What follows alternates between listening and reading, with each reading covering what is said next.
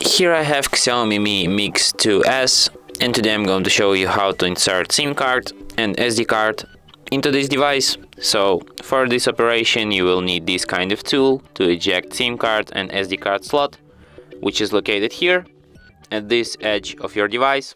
So what you have to do is to just put the tool inside the hole on the slot. The slot will come out, then you can eject it with your bare hands. And here you have to put your SIM card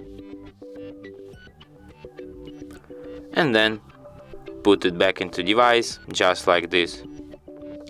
And as you can see, it immediately requires PIN code to my SIM card, which is the proof that SIM card is readed. And that's it. Thanks for watching. If you find this tutorial useful, don't forget to hit that like button and subscribe to our channel.